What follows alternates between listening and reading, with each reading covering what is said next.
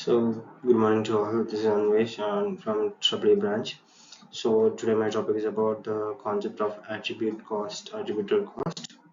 So, first of all, the alternative concept, cost concept, there is no conceptual disagreement as to how relevant cost should be defined. Clark 40 years old statements is still valid whenever a policy is being considered which will involve overhead expenditures that could otherwise be avoided. They are part of a cost of policies. The real problem in any given situation is to estimate the avoidable costs. The problem of measurements. If the criterions of attributable cost is accepted, ways of measurements must be found. We have already noted that one of the main reasons for rejecting long run marginal cost is that it is essential unmeasurable on any routine basis. If attributable cost is better than one of the reasons must be that the measurements is practicable.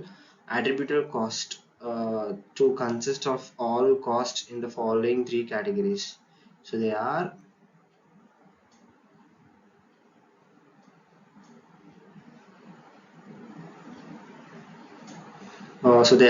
short-run variable cost, divisible fixed cost, and individual trackable cost. So these are the three categories that are consist of all costs. So firstly, the short-run variable cost. Uh, there will be no disagreement about the first item. Certainly, the list must starts with short-run variable cost. Both those that are trackable to the product or function, and those that are common two or more products of or functions. This is analogous to unit products. Cost under variable direct costing, but more comprehensive in that it making no distinction between manufacturing and non-manufacturing.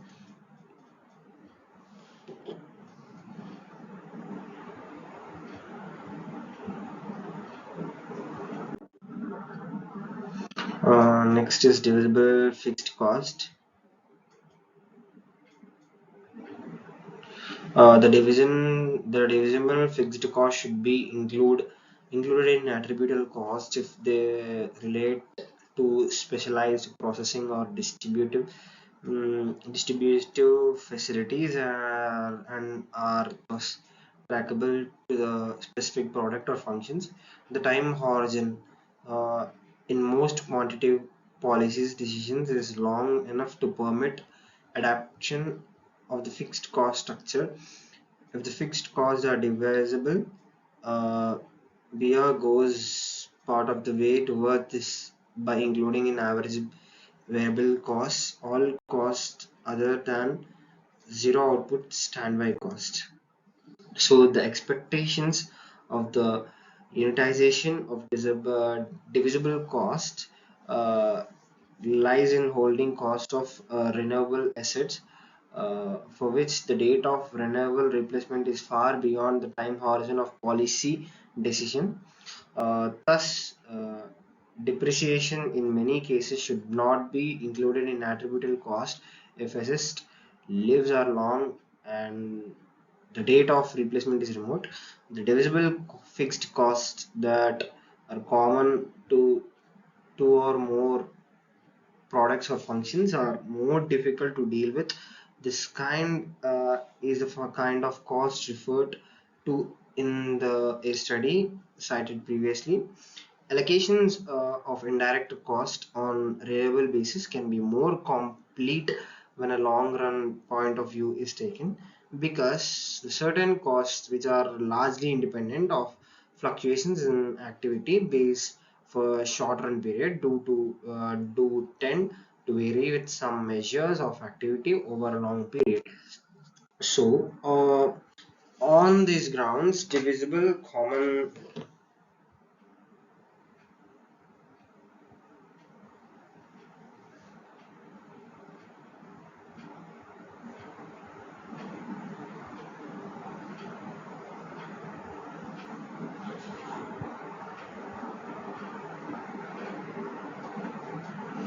Uh, on this ground, divisible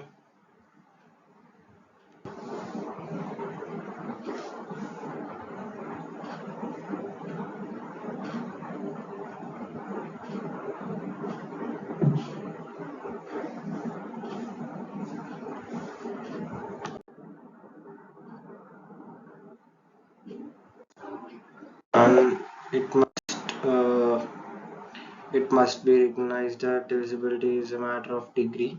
For example, if a company has two trucks, is truck's depreciation divisible, and a certain amount of judgment must be exercised in making the distinctions. A cost may be treated as divisible with respect to a major product and invisible with respect to a minor one, depending upon whether elimination of product would permit a reduction in the common cost. So next, invisible fixed costs and indivisible sorry, indivisible cost, that is also common with respect to the product or functions for which unit cost are being developed in is in a different position. Ideally, what is wanted in is an estimate of the total costs that would be eliminated if the product or functions were discontinued entirely. The fact that is an common cost is some evidence is, however, that they are economics from the joint utilization of the cost, producing the facilities or services. This means the average cost. It means the average unit cost is likely to be overstated the long run escapability of the costs. Therefore, unless there is some readily available way of estimating escapable cost on keeping it up, invisible common fixed cost should be excluded from the attribution. So now, the most troublesome cost categories compromises those fixed costs that, although traceable to a particular product or functions, are invisible to a major extent.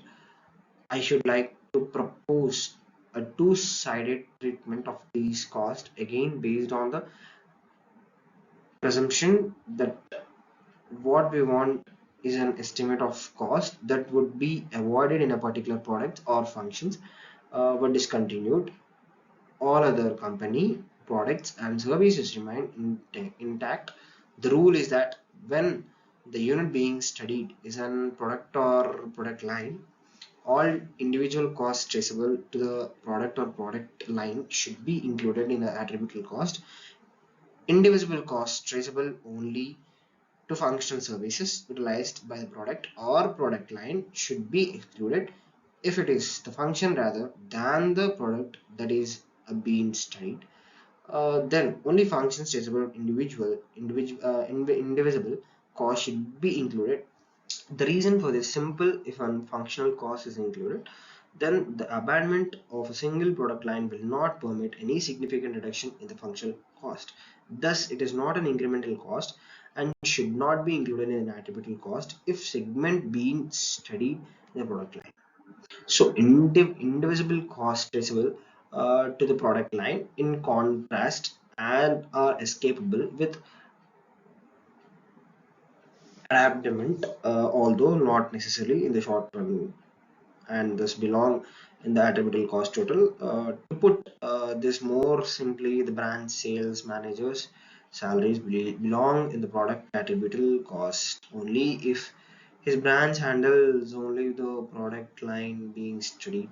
This distinction is extremely important in distribution cost analysis. A function traceable indivisible cost should not be included in the service cost allocated to a particular product line unless the service is provided exclusively for that product line. In the other words, unless function traceable costs are product traceable as well.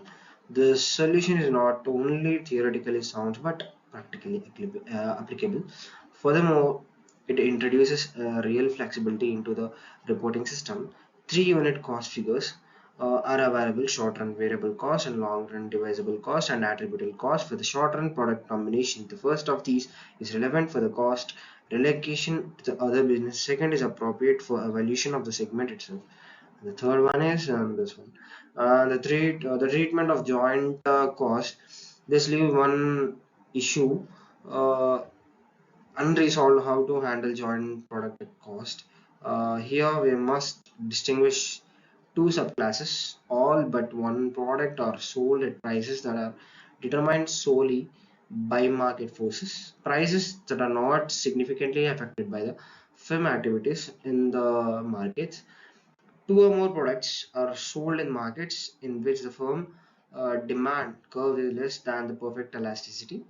In the former, selling cost of the core product are negligible and their market values may be treated as offset to the cost of joint input 6. The residual can then be treated in the same fashion as product traceable short-run variable cost. When the slope in demand curve for the each product, however, unit product cost indeterminate.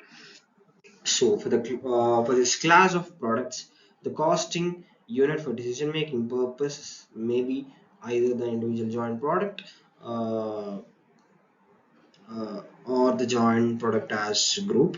Uh, so this ambivalences towards joint cost may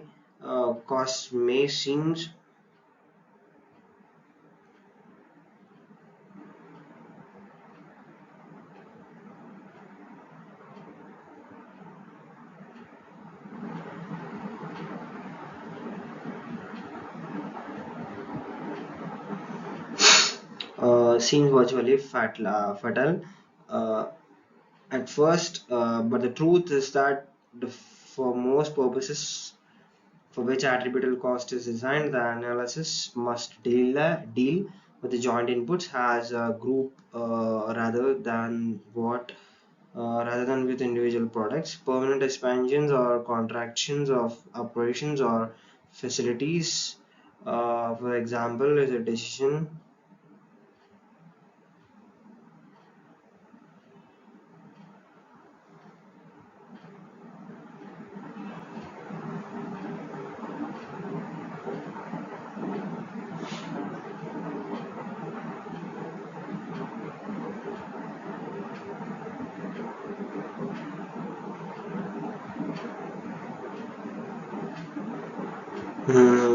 Must be based on the consideration of all of the joint products rather than the must one. The definition is not narrower than it needs to be.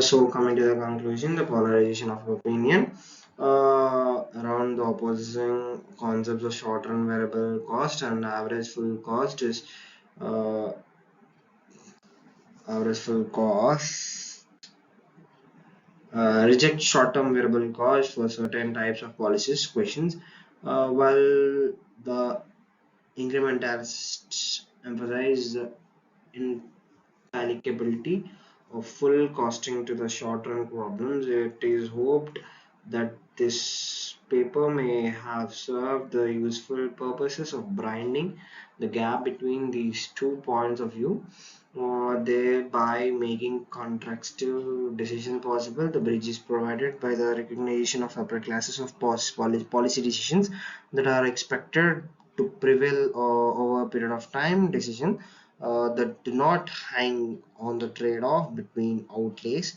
and future benefits, but not expected annual profits contribution given segment of business over an extended period of time.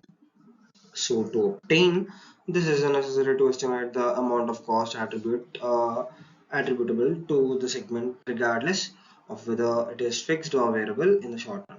So this it can be maintained is that full cost. To be in any case, the rules for measurements of attributable cost sketched uh,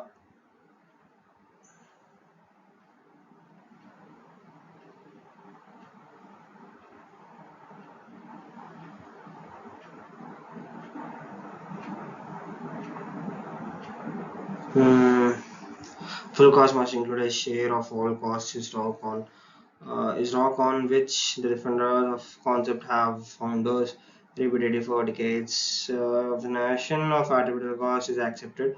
There is some danger that it may provide ammunition for those who are now bucking against the future spread of obligation of variable costing or direct costing. This would be unfortunate because there is nothing contradictory in the two concepts. Variable costing is a mean of reflecting in the account's existing patterns of short-run variability.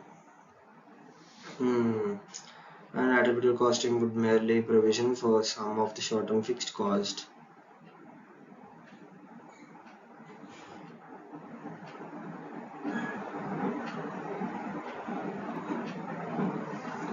There is no reason resulting products costs totals would be the same as a product reduced costing expecting in the limiting case. The design of accounting system to provide the both variable cost and attributable cost totals will increase system flexibilities and permit a more intelligent use of a cost data. Attributable cost will not provide automatic answers to all problems, nor is it directed specifically to the questions of whether to abandon a segment of business now, primarily because it does not segregate the costs that are sunk with respect to this kind of decisions. It does, however, point the way to improve analysis of a particular kind of problem in policy determinations and applications. Furthermore, it is hoped the public arrogance of this concept will open the way to fruitless re-examinations of cost allocations produces both in manufacturing costing and distribution cost factors. So thank you very much.